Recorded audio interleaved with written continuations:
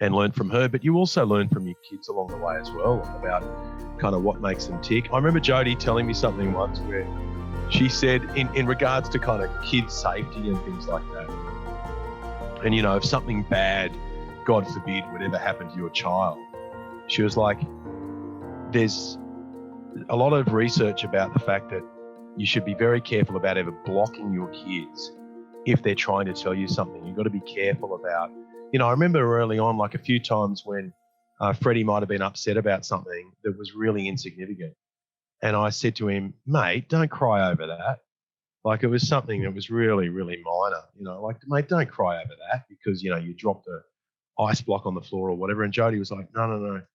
She goes, they reckon that you should just let that go because that's what's upsetting him right now. And you don't want to go blocking emotions because it sets them up to suppress their emotions and not communicate with you when they've got something on their mind, even though it might be just an ice block. And I'm like, okay, that kind of makes sense.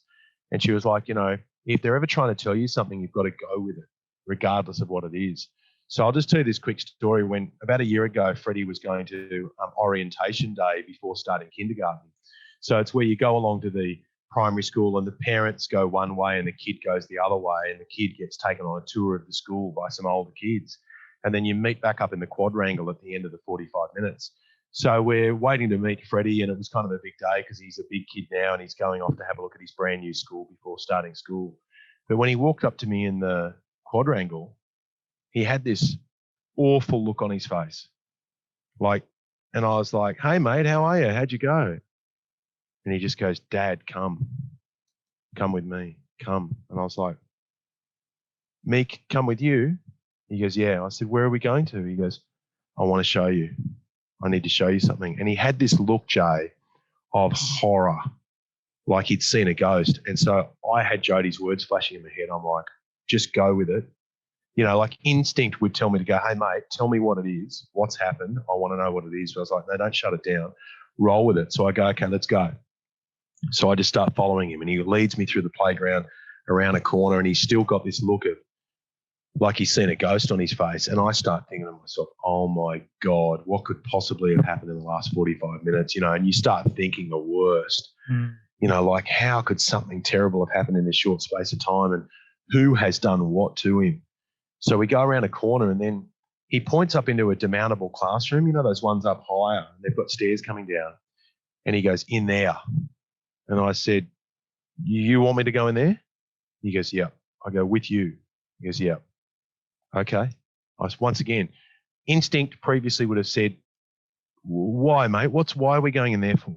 You know, but I was like, don't block it off. Go with it. So, but as we're walking up the stairs, I picked him up. But there's kids walking down the stairs out of the demountable, and they're older kids. And it looks like they've just finished a class. It's the end of class, and they're walking out of the classroom. So I'm like, surely this has not been part of his tour in the last 45 minutes, but don't ask, just walk along. So I walk up into the classroom. There's a couple of final kids collecting their bags, and they're leaving the classroom. And I kind of look to Freddie as if to go, now's the time you need to tell me what this is, you know? And then a teacher is standing there, and she kind of looks at me as if to say, what are you doing here? And I went, oh, hi, how are you? I said, I'm Freddie's dad. Was this part of the orientation thing for the future kindergarten kids? She was like, no. And I went, okay. Freddie, I'm like, this is the moment, mate. This is your cue to kind of tell me what the hell is going on. And I just looked at him. I went, mate, and I'm fearing for what he's about to tell me. And he just points over at her desk. And I look over at her desk, and there's cupcakes on her desk. And I'm like, not cupcakes. He goes, yeah. And I said, sorry, mate, what? You brought me in here because of the cupcakes? He goes, yep. And the lady goes, oh, yeah, we had a birthday party for one of the kids. And I said, I'm so sorry. I said, I'm really, really sorry. And I start to kind of usher Freddie out of the class. And she goes, oh, there's two left. And Freddie looks at me and he goes, one for me, one for Pearl, his little sister, who was waiting out in the quadrangle. And I went, no. And she goes, no, you can have them. I don't want them. You can have them. I said, are you sure? She goes, yeah. So I grabbed the two cupcakes. I lift him up and I carry him out of the demountable. And then on the way down the stairs, I kind of looked at him. And he dipped his head because I think he realised, I've completely embarrassed Dad here. You know, I've stormed into this classroom to find who's the thug who's bashed my kid, or what in the world have you done to my little boy? And I've walked out with 2 cupcakes, and I remember saying to him, I said, mate, you're not in trouble. You're not in trouble. I said, mate, all I want to know is, I said, did you not tell me what it was because you knew I'd say no? He goes, yep.